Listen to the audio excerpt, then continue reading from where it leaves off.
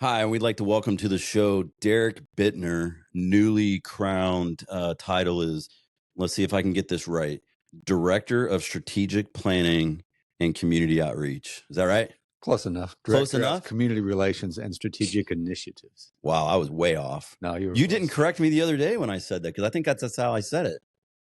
So what does that mean? What does that title mean to not just you but to the school district? For the school district, really what it means is that I have an opportunity to make sure that I'm out in the community and listening to what the community wants from our school district, for our students, for our staff.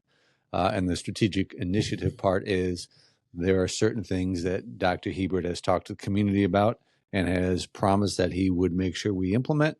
And so I have the ability to have eyes on those initiatives to make sure that we not only complete them, but also are listening to the community as we complete them.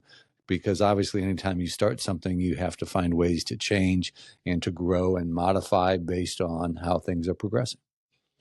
That is a lot. And we're going to unpack that in several minutes because there's a lot of different things that I'm going to want to talk to you about. Darrick. Darrick is a great friend of my family. Funny story. I like to throw out fun facts. So if you have fun facts, you can always interject and we'll throw in some fun facts. But so fun fact, the first Buettner that I met was your son, Greg. He was a little guy, sixth grader at the time. I was the school resource officer at Lecanto Middle School. I took over for a school resource officer that had gone on to some other things. I believe she became a guidance counselor down south. Of Allison Ferrara, I think her name was. I think that was what her name was. Anyway, so long story short, I am in heaven. I'm at the Lecanto complex. So I have access to Lecanto High School, Lecanto Middle School, Lecanto Primary, Crest, and at the time it was called Renaissance. The Renaissance Center. So I loved it. I loved it. And so I could kind of bounce around. But in middle school, in the citrus schools at the time, I believe it's still the case, they can't, as a sixth grader, you can't play contact sports. Correct. And which is great. I totally agree with that. The liability and all that other stuff. But we had a bunch of young students. And at the time I was doing a lot of triathlons. So I was exercising a lot in my office. I had a bunch of triathlon medals and pictures and stuff. And then I had a group of sixth graders that were always approaching us about starting a running club. Mm-hmm. And I can't recall whether or not, and you may be able to answer this, at the time, did they have the running clubs in the elementary schools? So this was probably 2010, 2011. Yes. So they come from running clubs in the elementary schools. Yes. They get to sixth grade in the middle schools and there's just nothing for them. And so this group wants this running club. And I can tell you, I'm an admitted hater of running. I love cycling and I love swimming. And so that's what made triathlons bearable for me. But so this group, this awesome young group of young students wants to start this running club. And I'm like, who am I to say no to that? Right. And one of them was your son. And so he was phenomenal. He was super excited. And there was another runner that sticks out. Her name is Claire Farnsworth, which I believe went on to run cross country or long distance at USF, right? She did. Wonderful runner. Amazing runner. Absolutely. And so it was cool. So that was the first Buettner that I met was your son. So what's super awesome about Greg is he went on to go do great things from Lecanto Middle School, goes on to be a Gator. That's right. He graduates with a degree in electrical engineering, I believe. Correct. Meets a fine young woman and they end up getting married. And then just 3 weeks ago, had your first grandbaby, right? How does that make you feel? Oh, it's wonderful, man. Yeah. Just like a different type of emotion that you haven't felt before, knowing that your son is one thing, but having a grandson is a little bit totally different. Little baby Hudson, correct? Little baby Hudson. What's his name? Oh, Colin Michael. Colin. Okay, so we have some other brand new grandparents here. Their son is named Hudson. That's where I'm, and I think it was kind of born around the same time, so that's why I'm a little off there. So awesome that Greg is doing so well, and they're down south, right? Here in Boynton Beach. He works for Texas Instruments. Texas Instruments. That's not a bad gig. No, that's a good one. That's not a bad gig. So let's kind of and your daughter. Let's not forget your daughter. She's a Spanish teacher. Correct. And how many languages does she know? Fluently 3. Fluently 3. Able to understand probably 5, but I think that if I ever had the ability to label, which the world does not give me that power, to label people, your family might be the most interesting family in the world. And I say that because you've got Greg working for Texas Instrument. You have your daughter who speaks fluently 3 languages, but has lived in how many countries? Lived depends on how you define live, but stayed. Yeah. Did stints. Did stints in how many countries? I think there's 7 different spots. She landed in Europe at one point. She's been to South Korea, traveled through Dubai, but I think she's actually traveled on an airplane all around the world. So that's pretty cool. No. Okay, so I can compare with that. I have been around the world as well, flown in a plane. So I did a teen missions trip when I was a little guy. When I was a little guy, I was in high school, and it was called Teen Missions International out of Merritt Island, and we went to Russia before all the bad stuff happened. Actually, after KGB, but so I have also been around the world. So your daughter and I have something in common. There you go. We're going to get into that because I'm really curious how you feel. I'll put this in your thinking cap. How you feel. Your wife is also an educator as well. Yes. So you're an educator. Your wife is an educator, and how you feel about your daughter getting into education in today's world. We're going to get into that.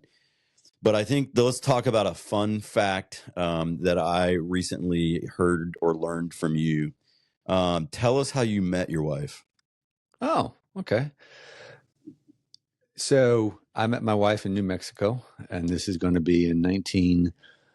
You don't have to date yourself if you don't want to. No, that's okay. Okay, all right. I moved to New Mexico in 1993, so I met her around 1995, 96-ish.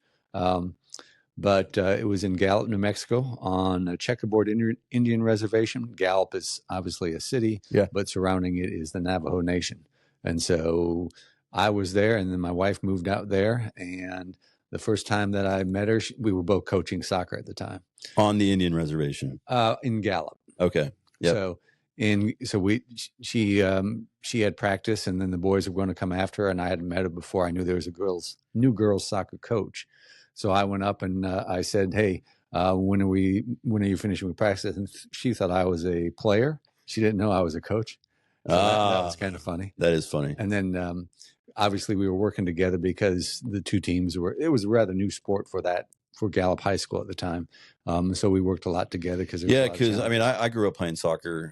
The 90s soccer really wasn't as big in US as basketball or baseball or football. So late 80s, it's non-existent. Yeah, it really starts to take off in the early 90s. Yeah. So it's fun to say you guys met on an Indian reservation, which isn't necessarily completely true, but sort of true. I always tell people when people ask where Nancy and I met, and I don't know if you know this, but Nancy and I met in the jail. Oh, yeah. I think I've told this story quite a few times in the last few weeks. So I was a major crimes detective, right, and she was working in our civil department at the sheriff's office. And one day she had to go and fill in for somebody out at the jail. The Citrus County Sheriff's Office doesn't run the jail like a lot of counties do. But we have to be housed out there because we have to process them, right, and fingerprint them and do warrants and do all that stuff. So we have some civilians working out there. And so Nancy at the time needed to fill in for somebody. And so I kind of feel like it's our modern day Top Gun movie, but in the jail. And so it's always fun to hear how people were met, right? A lot of people say, we met in high school, that's cool. But you met it in an Indian reservation, right, and Nancy and I met at the jail. So that's super cool. So where were you born and raised? I was born in La Crosse, Wisconsin. Oh, are you a Badger? Mm-hmm. Okay. And where was Tracy? Tracy's your wife. Tracy was born in Michigan. Oh. Her Is father, she a Wolverine? No, because she moved down to Citrus County in 5th grade, 4th, 5th grade. Okay, so young. Because her father, who was a state patrol officer, was injured on the job and had to take early medical retirement, and they really needed to move to a warmer climate. And so gotcha. that's how she ended up here. So she went to Inverness Middle School, Citrus High School, and then she went to Lee College up in Tennessee. Tennessee, yep. So Nancy's kind of similar story, not as well. She was born in Jersey. Dad was a police officer up there, retires. They come down here in the 70s. I think Nancy was 5 or 6, and then I think he was working at the power plant. He started working at the plant, and so Nancy ended up going to Lecanto Primary, Lecanto Middle, Lecanto High. So she's one of the first ones. It was fairly, maybe not brand new, but fairly new by the time she got there. Yeah, and another fun fact that when you get back to the office, you can talk about. She's on the softball Wall of Fame, the athletic Wall of Fame for Lecanto High School. Is that when they won the state championship? I don't know. You'd have to ask her that. I don't believe that's in my memory bank. I know that Coach Allen took me over to their softball dugout, the old softball dugout, not their field that they're on now. Right. And he's like, I want to show you something that you're a part of a world record holder for Lecanto High School. You're married into that. And so he walks me over, and Nancy is on the wall for the fewest amount of strikeouts in a season. Oh, so she hates it when I say that, and maybe mad that I brought this up again. And now that you know that, you're probably going to use it against her. But that's her. So your wife, I digress a little bit. Your wife, Michigan, moves to Citrus. You're from Wisconsin, and then you end up in New Mexico. Yes, together, and then it's a fairy tale romance after that from New Mexico. Yeah, we clicked right away from the beginning. Yeah. So yeah, it worked out great. And then she says, "Darrick, you're a tall drink of water, but we're going back to Florida." Is that how that kind of worked out? I think I don't know if she'd say tall drink of water, but after we got married, we knew we wanted to have our kids near grandparents. Sure. Because that's important that our kids had a chance for that. And so it was either Wisconsin or Florida, and I don't think there was a choice of that. Yeah. So my wife does not like cold weather, so it was pretty much this was it. I don't either, my friend. I don't either. I'm a warm Florida weather person as well. So. Once you get used to warm weather, it's really hard to live through months and months of cold. Sure. So you both come. You have obviously the education background from New Mexico, but you come back to Citrus. Do you immediately start working for the school district? Yeah, that's the reason we came. We were both hired to teach, and so I started in 1998 at Lecanto High School, and she started at Lecanto High School too. We both started there, and then as soon as we had our kids, or Greg first, we felt it was important that one of us stay home. We really didn't want our kids to go to daycare. Sure. And so she stopped working, and we lived off my salary, of teacher salary, for about 5 years. We went down from 2 cars to 1 car, and we carpooled. And I did creative things to get by, but it was important that we offered our kids the opportunity for one of us to stay home. Sure. It's not always today's world is probably almost impossible to do. Right. But back in the late 90s, we were still able to. So at what point did you start, and I'm going to kind of get into this now, did you start the IB program at Lecanto? Because I believe when I first met you many, many years ago, that's what you were doing. You were leading the IB program. Yes, I started it. Well, that's an arrogant thing to say. I think the better way to say is it was started by Linda Powers, who was on the school board. Sure. Okay. And she had a good friend, Mrs. DeSance out of Ocala. Her husband has the DeSance Fine Art Building. Mm-hmm. He was big into CF. And they proposed this to Mr. Kelly Tyler at the time. Oh, yeah. So the proper way to phrase it is it was really begun by Principal Tyler and chair of the board at that time, Linda Powers. And they asked me to kind of be the one that kind of did all the paperwork and everything. Okay. So to answer the question, I don't start it, but I'm the one that ends up being asked to help with it. You kind of directed the charge. From the beginning. Yes. And how long were you a part of that IB program? We really start the planning phase in 2007. Mm-hmm. We were authorized in 2009. The first graduating class is 2012. So you can say I was part of it for 12 years. So for the listeners that don't know, IB stands for International Baccalaureate. Correct. And the benefit to that program is what? So You could argue that International Baccalaureate is the most rigorous academic curriculum offered anywhere in the world. Part of the reason they explored it back in the late 90s was you would find that there was quite a few students in Citrus County whose parents wanted them to have that education. And the only way they could get it is if they drove their kids to Vanguard in Ocala, because Vanguard had an IB program. Mm-hmm. So part of the reason for us adding it here was so that we didn't lose some of the top students that were supposed to go to our schools, but also it gave you great exposure to a lot of opportunities after high school, because colleges love kids that are International Baccalaureate kids. It just opens a lot of pathways for a lot of people. So it was important for Mrs. Powers at the time to bring another opportunity for a type of education that was definitely felt the parents wanted. Did both your kids go to IB? Yes. Of course they did. Of course they did. And I think I couldn't have gone to IB. Let's just call it what it is. I couldn't have done it. My daughter Savannah could definitely have done IB. And it is a challenge, I think, for our students. It doesn't matter, Citrus County, all over Florida, all over the country. You're going to have students that have different paths in life. And some need the IB route and then are super successful, right? And a young man that kind of comes to my mind is Travis McGee, right? Travis McGee was one of those students at Lecanto Middle School when I was the school resource officer there, and such a phenomenal kid. And I know he's super smart, and look what he's doing now, right? And then you have the students that are geared to a technical path, right? I think I'm a little bit of an anomaly. I will tell you, one of the questions I'm going to ask you later is, what's your spirit animal, right? My spirit animal is a unicorn, and I say that not in more of a dreamy kind of way. I'm just kind of different, right? I've actually been in the military. I went to a technical or trade college for my law enforcement certification. I have an associate's degree, I have a bachelor's degree, and I have a master's degree. And then I have advanced stuff.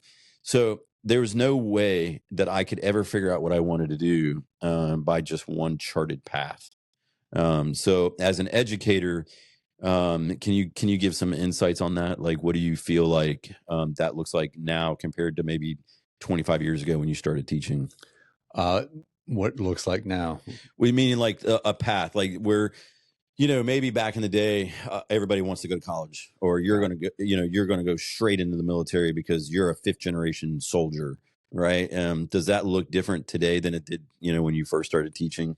I think history kind of repeats itself in that aspect. So I'm going to school in the late 70s, early 80s, and I grew up on a farm before we moved to La Crosse, and I remember my brother going to shop class and doing a lot of industrial trade type things. He ends up being a computer engineer, but that's kind of where he started with woodworking and all that stuff. And I think in the late 80s, 90s, you start having this push where we want all these kids to go to college as if college was the panacea for everything.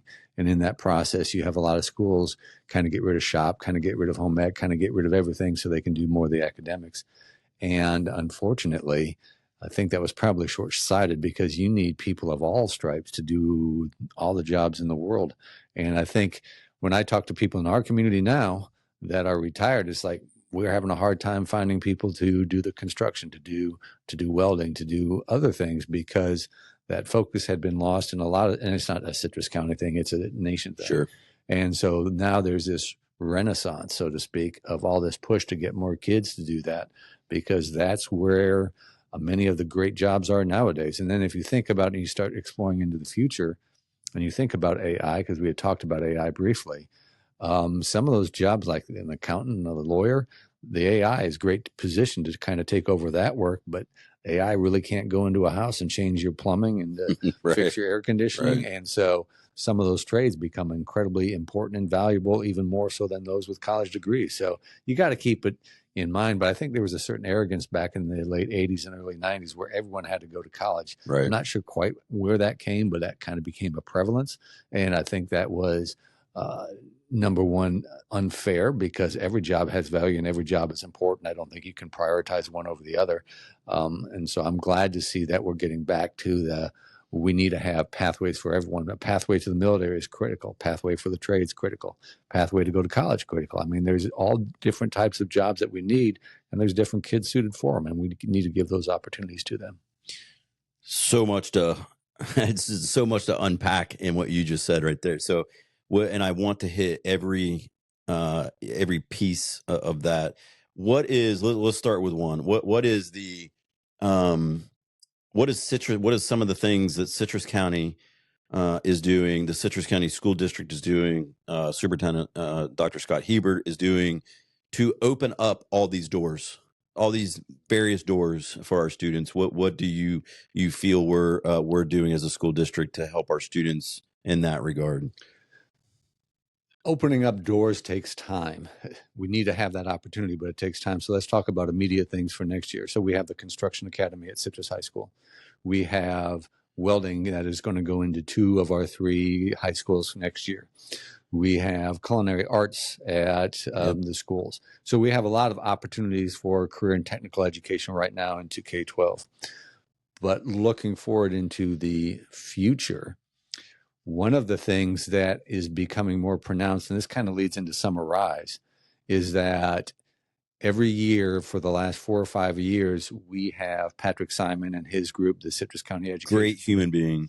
And yeah, he's great. He's awesome. But he will go into high schools and he'll talk to seniors about, hey, do you know what you're doing next year? Sure. And more the answer is, I don't know what I'm doing next year. Well, what's going to happen after you graduate? Well, I'll stay home. I might find a job. I'm not sure yet. So it's like these kids aren't even thinking about what they're doing even the senior year before they finish. And that is a concern Dr. Hebert has and that we've talked about as a leadership team. And so one of the things we will be implementing next year is starting in middle school is kids to be able to start learning about different pathways, what they might be interested in. And the expectation will be that when you get to high school, you should have a plan of what you're going to do after you graduate high school. So the next 4 years, you can continue that exploration. It doesn't mean you have to stick with it. You get into high school, you say, I want to be a doctor. Then all of a sudden you realize, well, you know what? I really like law enforcement. Maybe I want to do that. So you can have the chance to change. But if you don't have an idea of where you're going to go, you probably will never find a different path. So they need to start earlier. And that is something that when we talk to this community, Citrus County, we get applause on that every single time because there's that desperate thirst for our kids to have a direction in life. Because too often we see kids that don't really know what they want to do, just have an idea. You'll change your path. I mean, you start in law enforcement and here you are now. But if you Derek, didn't I haven't even told you the whole story. I actually started out, my mom is a retired principal. I don't know if you knew that. A retired high school principal from Lake County. And me being a sports guy, all I wanted to do is coach. That's all I wanted to do. And so my first, well, let me just give you the short summary. I went to college. I went to community college right after high school. And I said, this is not for me. And I did a year of community college at Lake Sumter, at the time was called Community College, Lake Sumter Community College. And I said, I got to go to the military. I got to leave and I got to grow up. And so that's what I did. And then when I got out of the military, I went back to college and I went to UCF and my second stint in college. And I said, all I want to do is teach and coach. So I back on that dream and, made some silly mistakes as a young guy. And UCF is like, you're not welcome here right now. Like, we need you to go grow up a little more. And so I just went into the job force and just started doing random things until I kind of found a path. I learned that I have the unique perspective of being able to talk to a lot of students, high school students specifically, that you just need to figure it out, right? You just need to figure it now. Like my daughter Savannah, and I'm sure your kids are the same way. Like you're talking about, that she knows her path. She knows what her path is going to be, and she's going to figure it. She's going to get there, right? She went to FSU, got her degree. Now she's in nursing school at USF, and she has a plan. Right. She's going to go to nurse practitioner. I wasn't that fortunate. And so I want to make sure that if there's anything that I can do to help the school district, help our students get to that point, I will do whatever it takes. And so it's good that the school district, and I'm sure that's around the state. That's the same theory around the state and around the country. Having recently built a home and contracted it myself, I know how much those subcontractors are getting paid, and they're making some pretty money. Yes. They're making some good money. And if you really look at some of the good donors, and they're all good, but if you look at some of the biggest donors in our county, a lot of them are from the trades. Yes, they are.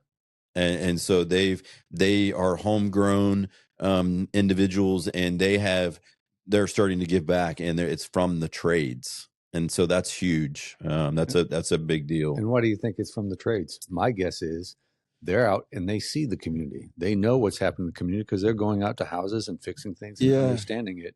Whereas if you just sit in an office all day, you're not really seeing what's going on with the community. Yeah, I don't know the answer to that question. That's a good one. You kind of stumped me on that one. I usually have an answer for everything. You're asking the question. Yeah, no, that's a good one. My knee jerk reaction to that is a lot of your trades from Citrus County are from Citrus County, right? Whereas so they're vested and they're multi-generational. Whereas I think you look at some of your non-trades, and listen, we have some great community partners, Duke Energy, Home Depot, Lowe's. I mean, we have some Publix is a great one. So I don't want to, I just saying, like, I think if you're vested in your community, that it makes more of an influence on your decision making. And so that's a bigger deal to me. And so I think that answers your question. And you think about some of those stores, the businesses, the Publix, the Dukes, and you think about the businesses in this county that we value a lot is because they engage in the community. They get part of it. I mean, Publix is everywhere. That they have volunteers to help. Sure. Dukes gives us so much money for the school district to support things.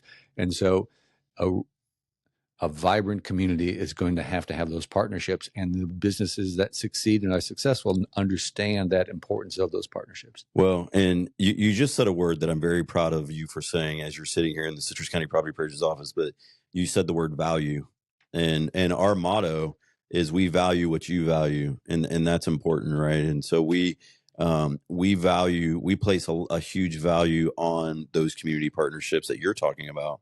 A lot of people don't understand what our profession does, what our industry does, how it's impactful, what the value is behind what we do. Right now we've just given the taxing authorities the June 1st estimate of values. And so you all need this. And I don't want to get into budget making in this episode, but what we do provides money for the school district to provide all the services for your students. Our values are what create a budget for our fire department and Fire Chief Craig Stevens. Our values create the budget that is provided to Sheriff David Vincent in the Citrus County Sheriff's Office. So it's important. So the value is there. But yes, I cannot overstate enough how valuable it is to have those business partnerships. Absolutely. So you spoke about having those relationships because you may be able to call any one of our trades or any one of the Dukes or the Publixes in our community and be like, hey, I've got a young man or a young lady who wants to go and possibly do your trade. Is that okay? And how cool is it in Citrus County that I'm pretty confident that you could go down your Rolodex and I could go down my Rolodex. Now, as I say the word Rolodex, there's some young people that don't know what that means. You just lost a whole bunch. Yeah, I just lost a whole slew of listeners. But it literally, on your phone contacts. How about that? Your phone contacts. And we could probably call any one of 100 people right now and they'll be like, absolutely send them. Whether it's from a restaurant, whether it's any one of our local businesses, which is a big deal. So that's pretty awesome. And I know that for the listeners to hear, or the viewers, because we'll have this on video as well, it's important to know that here soon, or depending on when you're listening to this, the constitutionals, the tax collector, the property appraiser, the superintendent, the sheriff, the clerk of court, and the supervisor of elections are going to be getting together and hopefully opening up an avenue where you can possibly send your students if they have any interest in working in government. And why is that important to the school district? I'm going to take it two ways. So important to the school district. Let me back up. A school exists to help give students an education and opportunities. And so the focus, and Dr. Hebert will have this, it has to be centered on the student. What are we doing to help that student survive and thrive? And so for us, the answer is we, again, going back to sixth grade, ninth grade, we want kids to have an opportunity to think about what they want to do in the future. And by having them a chance to be an intern for you or for the property appraiser or, for Mo Baird, for others. I was about to say, did you move me for my job? I was wondering No, if you were firing me or No, something. not firing you. But have them an opportunity to intern. Sure. They can kind of see things. And I remember when we walked around your office a couple of days ago, and you said, I got some younger people here. Well, that's a great avenue for you to continue to build that workforce and to have kids that are seeing and learning the historical value of what's going on in a business, because a business only exists if you understand the history and you have people that can continue the things that are going well and kind of avoid the pitfalls from the past. So that it's important for me, number one, to focus on the kids and give them opportunities. But I think it's also important for our community so they have options to stay here and do well. So that leads me into a quote that I recently heard on a podcast, which I found to be one of the most impactful statements that I've heard all year. You're in the business of educating students, and I don't, again, how long have you been in education total? I started in 93, so 32 years. 32 years you've been educating young people. And I've been educating young people, or mentoring probably is the better word, for 2 decades, 20 years, I would say. Maybe I'm trying to put it, yeah, we'll just say 25 years. I'd like to give me a few more years in there for coaching. But my organization is generated off of what are we going to look like in 10, 15, 20 years from now? Absolutely. And that is the whole premise of education, K through 12, and even into college. And I feel like, okay, so we're just an extension of secondary education, the workforce, whether it be government, whether it be the nonprofits, whether it be the local businesses, or whether it be national chains. And so her name is Jo Saxton, super amazing speaker, just so much wisdom in what this young lady talks about. And she talked about, she quotes it as Socrates, but I believe that it's not quoted back to Socrates. I believe it just goes back to Greek theology. And she said, we'll just say Socrates because it sounds cool. Okay. Socrates said, you can see the strength of a community when someone is willing to sow a seed knowing they may never sit under the shade tree. Correct. And so going back to your statement of you've been in education 32 years, you were at the high school for a number of years. Now you're at the school district. It kind of tell me your thoughts on that statement, because I have some thoughts as far as a leader goes in a business and an organization. And so can you tell me what that feels like as an educator? And I will tell you, Nancy, my wife, is obviously in education. I was going to get into education and coaching. In fact, I'm having dinner tonight with 3 of my students when I was an SRO, whether it be in the middle school or high school level. So I'm super excited about that. But what does that mean to you as an educator to know that the things that you are doing now with students, you may never even see because it'll be past our time? First of all, it's a powerful statement. And second, I think it lends to the fact that people who actually care about a community recognize that what they're doing is going to have to be something that outlives them. If you're doing and you're expecting results to see it tomorrow, the next day, I'm not sure that person is the one I want to hang out with, because it seems like they're more interested in their own validation than it is about what's actually better for others. And I think that if you want to go back to religion, I think that ultimately is the case of what Jesus Christ was doing and others, et cetera. And I realize we won't talk a ton about religion here, but I think ultimately that's the situation. When I look, and you said something there about education, and you were talking about yourself and coaching and whatnot. And I think too often when people talk about teachers, I'm taking on a slight different path here. they talk about, well, you go to school, I'm going to learn about math, I'm going to learn about English. But quite honestly, teachers have a huge impact on the things that they don't teach and the lessons they learn, kids learn in the classroom about conflict resolution, about how to act appropriately, how to conduct yourself. And a teacher is very powerful beyond that. And I just recently had a student reach out to me and tell me that something that happened outside the school where she did not get first place in a competition, which she should have got first place. And then I went to bat for her, and I kind of reprimanded the organization. But then I also made sure I called her house and said, hey, you know what? You did phenomenal. And you just gave that encouragement. And then she just had an opportunity, and she texted me. She now has a daughter, and the daughter had the same thing happen. And that kind of gave her a roadmap of how to help her daughter out to understand, life isn't fair. You're not going to get first place. You probably deserved it, but hey, life goes on. And so you talk about the tree that offers shade that you'll never see. Well, I see a little bit here, but that took 25 years in the making. 100%. And now that happened. But I also know that that's going to be a story as if you're a little kid and you don't get first place. I mean, that stuff is very painful when you're a little kid because you don't understand the world yet. But to know that those types of lessons were just as important as anything about where to use a comma in a sentence. Do you think, man, okay, yeah. So great statement there. I'm big on learning lessons from failures, right? And I feel like we should be teaching that at a young age. Absolutely. And I can tell you in all the presentations or conferences that I teach at or lessons or lectures that I do, I want people to learn from my failures because I feel like my failures are a gift.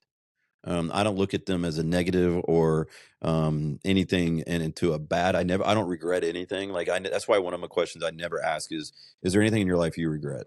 I don't think you should ever regret anything. Like you should always appreciate everything, be grateful, because my failures are someone else's lessons, and I'm okay with that. Mm-hmm. That's parenting, right? I mean, that's parenting and being friends and being leaders. And so that's super, super important.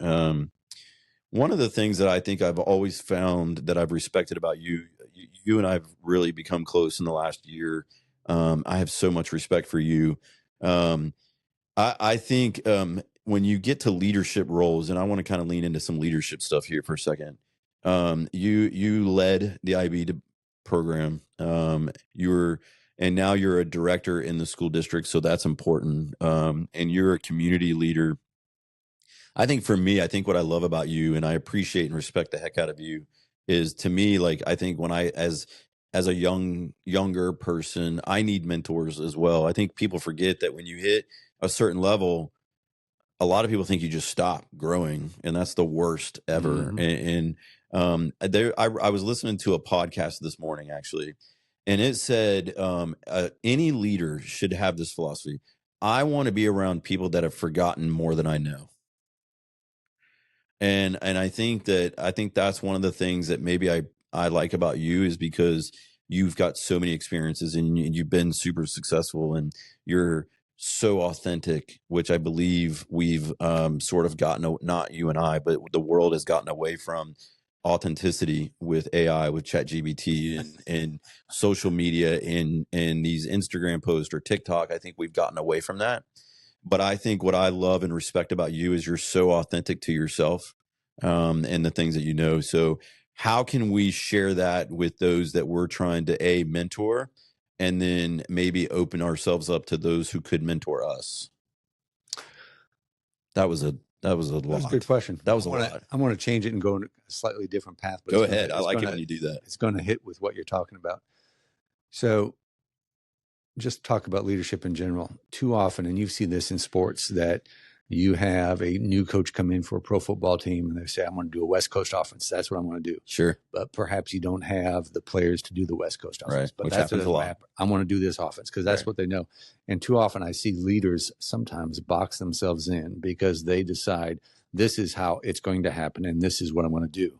But really, I think to be an effective leader, you need to be able to see the people on your roster and tailor your game plan to the strengths of those people.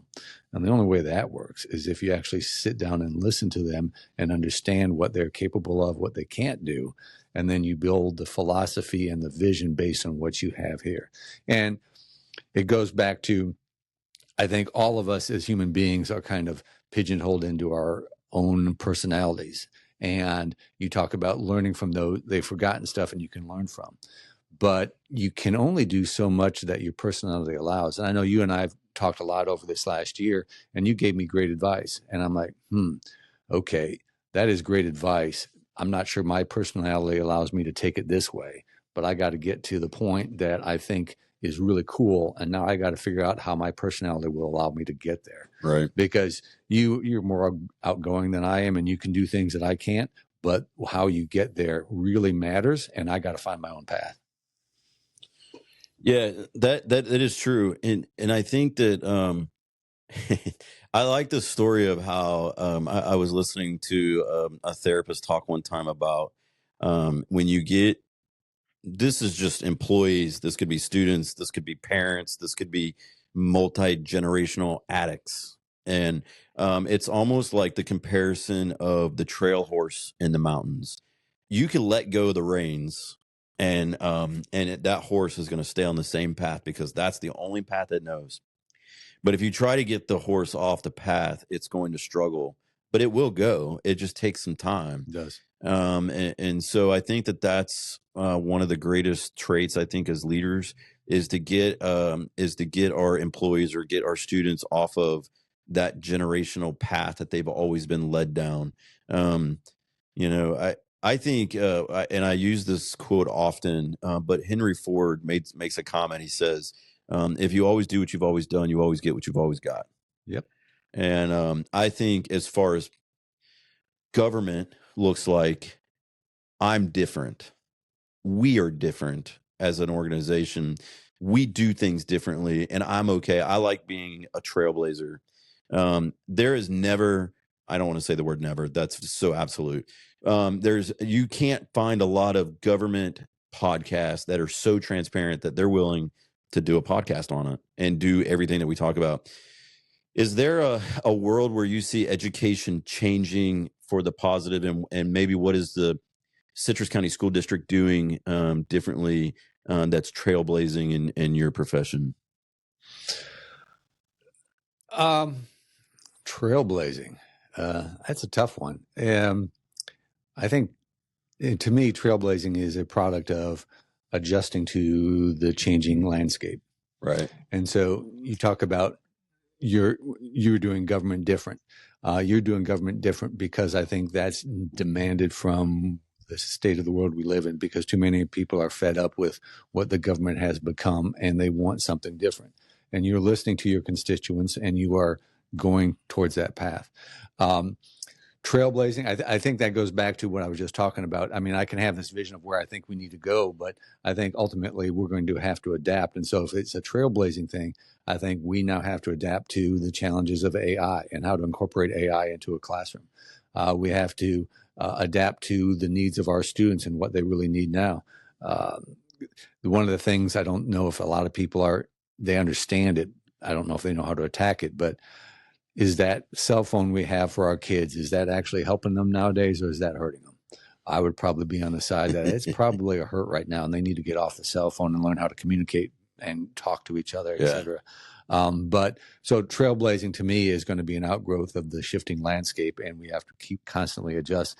And quite honestly, I think it's hard for people to adjust because they are comfortable in their own. You talk about Henry Ford. I've always done it this way. Well, there's a comfort in that. We can always kind of keep doing it, and that's how it is. But the world is passing you by, and that's why you have to adapt. So a few things. I totally believe that success comes on the edge of discomfort. It does. And so you talk about people do things all the time because they're comfortable. Yep. They get complacent. That's students and employees, everybody, and a community and society. And so I believe, I mentioned earlier that we're going to try to come together as some community leaders and try to do things differently, because we need to get outside our comfort zone and try to help Citrus County for the good.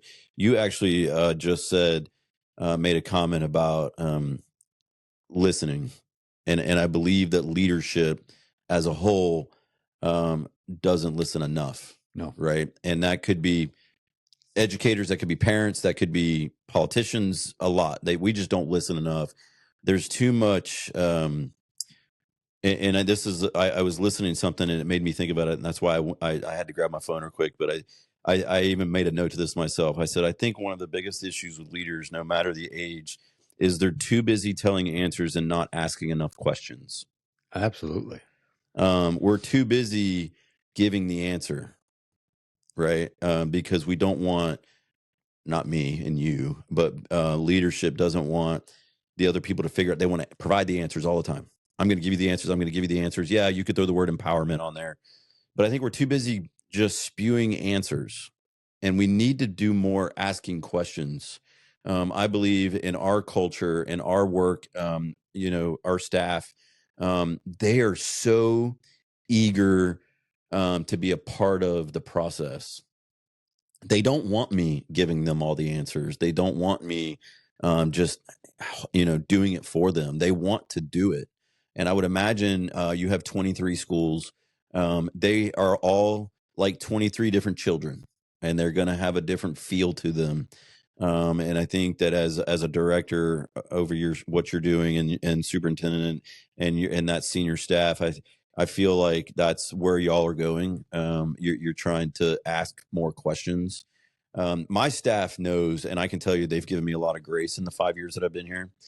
I will still ask questions to this day, and it's not out of fear.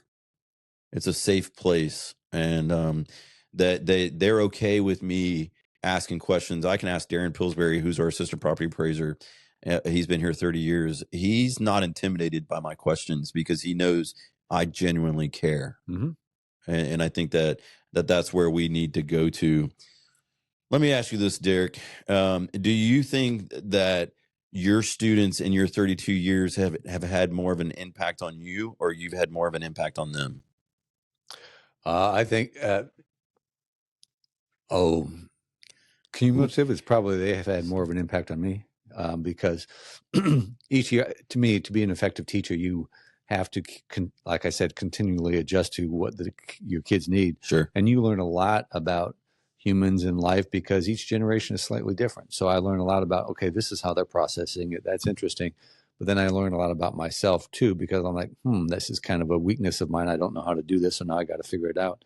So I think the arrogant answer is I've impacted all these kids and this is going to be great. But quite honestly, I think they've impacted me quite a bit because I've learned a lot more about just how to help people and support people by understanding what their needs were. Yeah. How does that make you feel that you're one of your own biological children is a teacher now? Oh, she was born to be a teacher. Was she? Even when Anna was young, that was always what she wanted to do.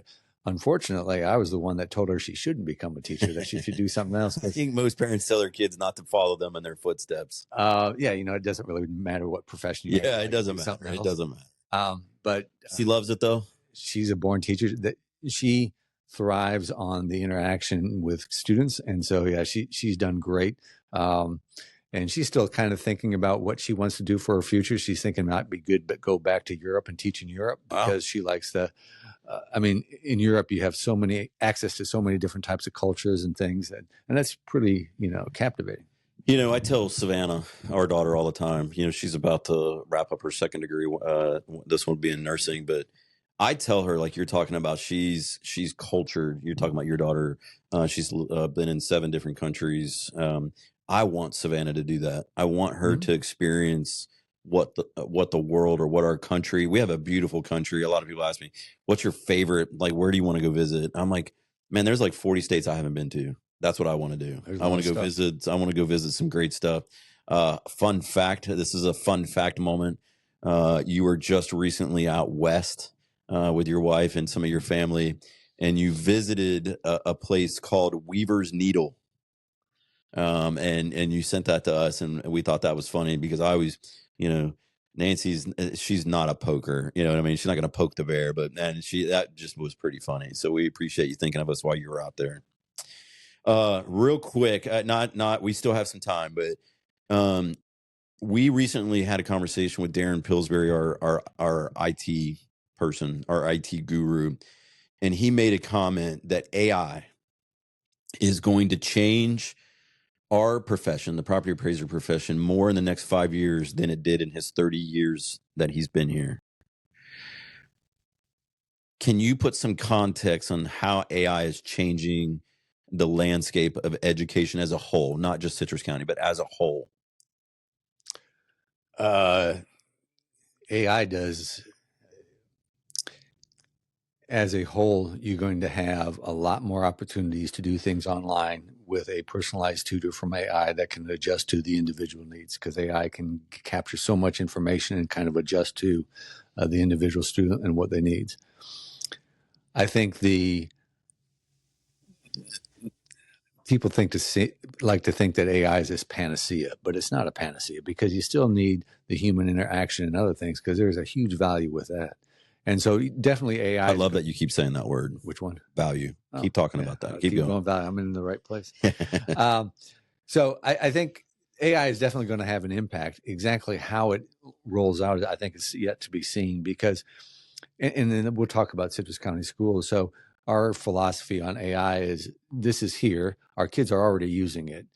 So we have to find a way to help them understand how to use it ethically, how to use it appropriately, how to use it to actually learn. So I'm thinking, I'm an English teacher. I can say, hey, you're going to have to go home and write an essay about this prompt. Well, the kid's just going to go home, type it into ChatGPT and come back with an essay. Okay, so let's change the parameters. You're going to write the essay in front of me in class so I can see you actually writing it. Now take that, give it to AI, have them redesign it for you, and then bring both copies back. And now let's talk about, what did AI do that was different than what you do, and why do you think they did that? So now we have a better understanding. Okay, we can really expedite the understanding of how to write essays by learning from what AI is doing and understanding how it's doing that. So we could learn from AI. And yeah, that's a good mindset. I like that. Part of the challenge here is how to help teachers figure out how to use it appropriately, because it's going to shift how you talk about people like Henry Ford. We like doing how we always done things. Well, you're going to have to change whether you like it or not, because, and so that's one aspect. And the other one that's on my mind, again, I'm going to shift topics a little bit, is we have all these scholarships that kids apply for, and they all have to write an essay, because that's what scholarships want. And I keep telling these scholarship committees, I'm like, you probably need to get away with the essay, because kids aren't writing the essay. They're giving it to ChatGPT, and now you got this great essay. Everybody has great essays. Yeah. So instead of doing that, bring them in, have a short interview with them, and you get to know them a lot better. So you're going to have to change how you do things. AI can be a huge benefit, because it can take data and give you so much right away. But you go back to the simple metaphor. When people got calculators, all the math teachers were upset because, they don't know how to do basic addition. But yeah, the calculator can help you expedite some things. You still need to understand the addition. Right. But the calculator can do things so much better. So our organization has helped the Education Foundation with scholarship reviews. So I get what you're saying there. And I agree with you, right? I want to meet the person. I'm about to give you some money. I want to meet the person. Absolutely. We gave the Fire Chief Craig Stevens, the fire department, Sheriff Vincent, the sheriff's office, and then our organization, the Property Appraiser's office, recently gave some first responder scholarships. And I'm only, real short story. We only gave it to people that were currently in the academies, and we knew what kind of person they were. So we had the one-on-one interaction with them. And so I believe what you're talking about as far as the scholarship goes, that's probably smart, right? It doesn't take a lot of time. I think one of the scholarships we reviewed had like 4 people. So that would take 2 hours. So I get that. That's important. Darren Pillsbury wrote the comment he said the comment, I'm sorry, that there is actually AI training AI. I believe so. Have you heard that? I heard it. He said that the other day. It was just mind blowing to me. So that's important. I had a question I wanted to ask you. I want to make sure I hit it. Learning. So we're dealing with. So my daughter is one of them. So it's not just her. It's worldwide. And so she learns and acts differently because of COVID, because she was in that generation and so they're all going into the workforce now, right? That's that 22, 23, 21-year-old group. Yes. As an educator in education, do you think that our students learn, or the school districts, again, worldwide, this isn't just specifically Citrus. Right. In your opinion, do you think that we shifted from how we learned before COVID and after COVID? Do you think there's a difference, or is teaching just still teaching? Learning is a complex topic. I think all those kids that had to survive through COVID had to learn on different methods because they had to go more through their computer. Sure. At the same time, I think by learning things that way, they perhaps didn't get skills they needed to develop, because some of those kids have now anxiety about going into a classroom or meeting with people or talking to them one-on-one. Interesting. I forget who was talking about it, but there was a guy on TV that I was listening to. I think it was a former Surgeon General, and he was talking about how this deficits our kids have nowadays are more social deficits, because before COVID, he'd go into a cafeteria at a university and it would be buzzing loud. People were talking to each other. You go into it nowadays and it's like quiet because they're all on their phones. Right. But that's a great opportunity for you to actually engage. And so definitely learning has changed. I also think, however, that kids who think they can learn best online, yeah, you can learn stuff, but are you learning the other skills you need to? Because you and me talking together, going to Cattle Dogs, having a coffee, are those skills being taught? Are those kids actually getting them? Because I see a lot of kids nowadays that they don't want to make a phone call. They don't want to have to call somebody because it's kind of scary to talk to somebody else on the other line. They'd rather text and just do it that way. It's just a different world. Well, and I can tell you, I'm okay with that, right? That's just what we're going to deal with, especially with hiring stuff. But like even Nancy, and she's an introvert. So right, so you go back into the world of dealing with introverts versus extroverts. And I for the first time I heard a word called ambivert, which I don't know if you've ever heard of that. It's actually a mixture of the two. Yeah. But I mean, so we have staff here that are introverts and extroverts, and we just got to know how to leverage them in their position, and I'm okay with that, right? And that's why we have so many different avenues of getting our information out here at the Citrus County Property Appraiser's Office. We get it out through the Chronicle or e-newsletters or social media. We've started this podcast, right? We know that, and we have a live chat feature on our website that our citizens can use, because if they're an introvert and they don't like talking to people on the phone, or they don't want to come in, and they don't have social media, they can get on the live chat feature and communicate with us. Been a big benefit to us. And so community outreach is so important to our organization on so many levels, because we have to reach people on different levels that they're on. And I'm okay with that. Absolutely. Why is so part one of your new job descriptions is that? Why is that important to you in the school district, in the Citrus County School District specifically? Important to reach out to different venues? Yep, and the different parts of the community. It just goes back to, you always have to adjust the communication. Quick story, we'll go back as it leads into this. So when we started IB, it was important that the parents and the students got an update once a week of what we're doing. So that was always sent through email. 2012, email was the best. Right. Well, pretty soon you weren't seeing any traction from the kids because they weren't checking emails at all. Parents were still doing the email. So then I realized, well, you had my daughter doesn't check her emails at all. So then we check them for her. You had to go to the phone because everyone has a phone and they're going to get a text message. So then we transitioned to text messages, and you embed a file, and okay, here's what's going on. If you want more information, click on the file, etc. And so you always have to kind of change the communication and how you do it. So the chat function, because you go to like I forget what website I was on the other day, but there was a chat feature. Like Verizon, or T-Mobile. I'll chat with you. I'm like, okay, Spectrum. I don't really like chatting that way, but it works sometimes. Nancy loves it. Loves it. It just depends on your comfort level. So you have to have different ways for people to communicate with you. But I also think you have to work on how you message things. And like, I'm a big reader of Axios because that's where I get most of my news. And they wrote a book about how to communicate better with, like a clear bullet or a title, and then like a couple bullets. And then if you want to read more, you can click on a link to get to more of it, or you can just scroll through it and get a real quick snapshot. So I think how we communicate. Is that like what they call Gemini? Could be. Because that's kind of the similar, like Gemini, summarize this email. Yeah. I mean, you got to get it shorter. And so the days of long emails and people do not read all that stuff. It's going to be much faster, and it has to be given out much faster.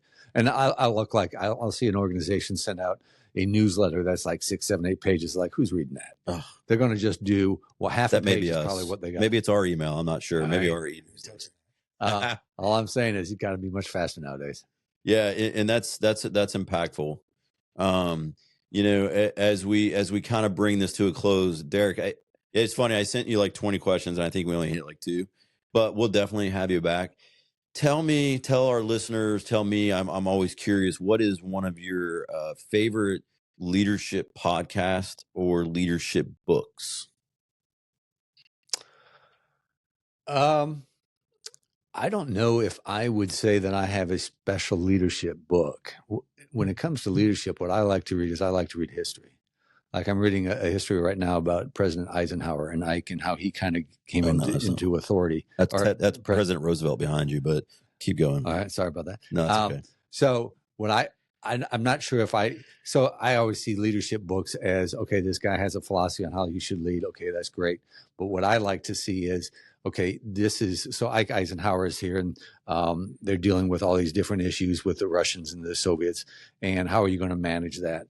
And so then you go to Kennedy, and how is he managing the Cuban Missile Crisis, and how has that changed? So to me, I like to see what the history and how the decisions were made and kind of have that context, because to come up with a decision is so dependent on the variables you're dealing with that time.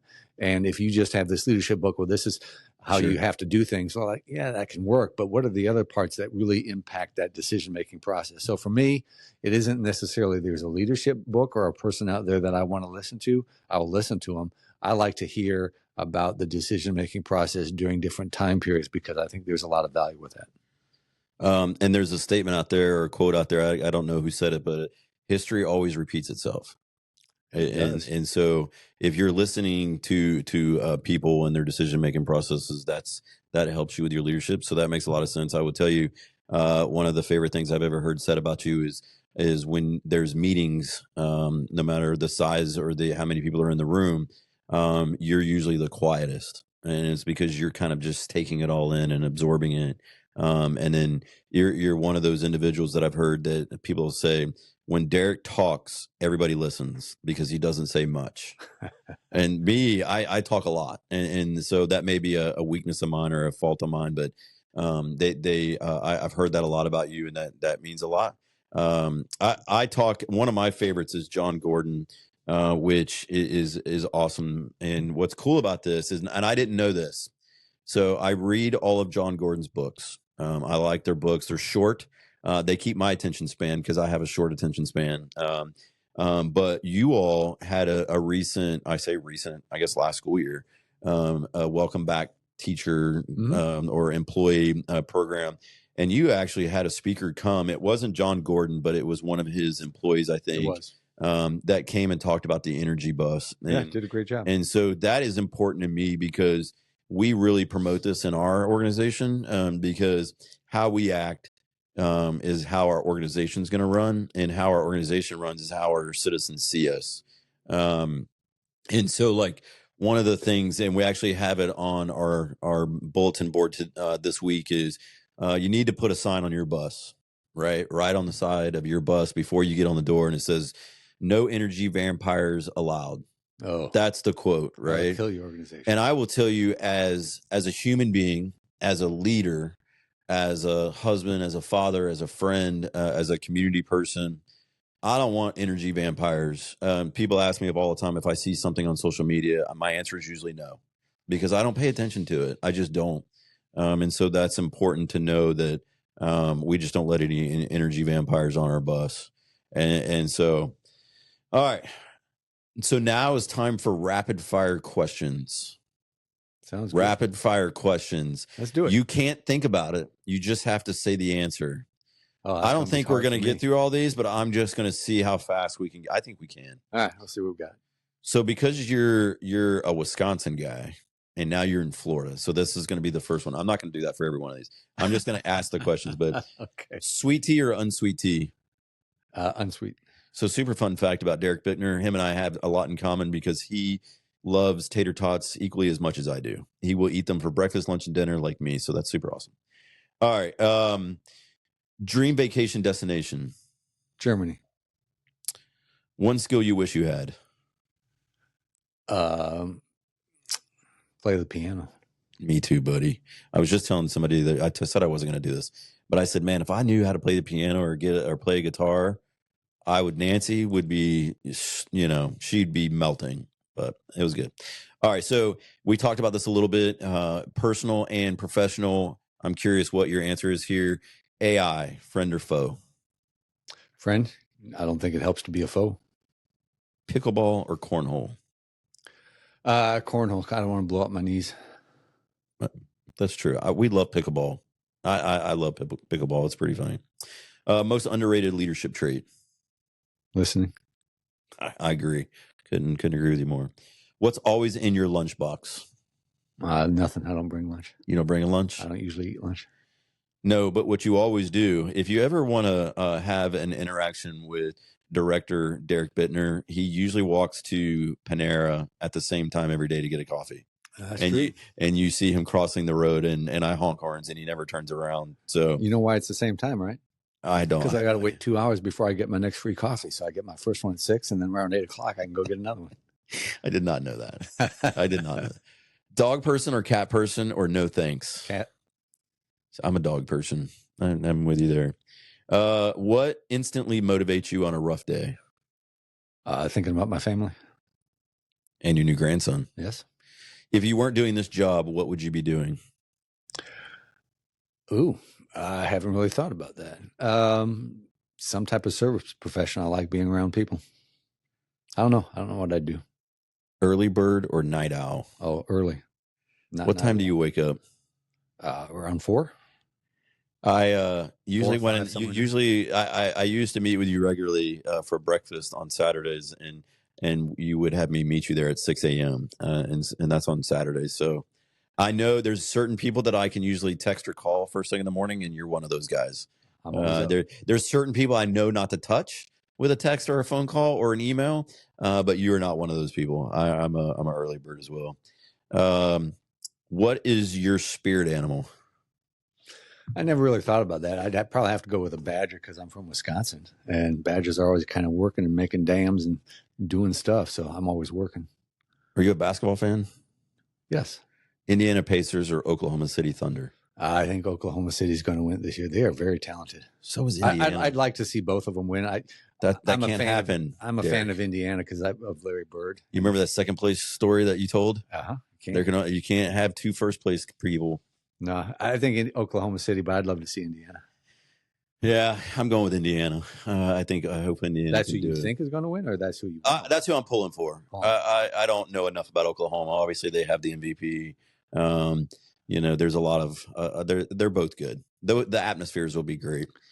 I will tell you, Darrick, I am very, very thankful, A, for your friendship, B, for your mentorship, and C, for coming on to our CCPA Playbook podcast. I appreciate it very much. There's so much that we didn't even cover, that we didn't even touch, and I hope that you'll come back and join us. We hope to maybe one day have Dr. Hebert here. I hear he's in South Florida right now. Miami. He jumped on a train last night. He was texting me. So we're very proud of him for that. But thank you, everybody, for listening. I hope you share this episode. I hope you watch our other episodes. I hope you follow us on future episodes. Share it with your friends. Leave a comment. Give us a review. We got to make sure we get this out there. This is Government 101, right? We're talking to our school district staff. We're talking to government officials. We've talked to other organizations because Citrus County isn't in a silo. We all do this collectively as a group and follow the same rules and laws. But at the end of the day, I can tell you, Darrick Buettner and I, and anybody that I've spoken with or interviewed or will interview in the future, will always be servant leaders first. And we're always going to be leading from the front and making sure that we're helping anything we can for Citrus County to be great. So, Darrick, thanks for coming on. I appreciate you. Appreciate it, man. Yes, sir.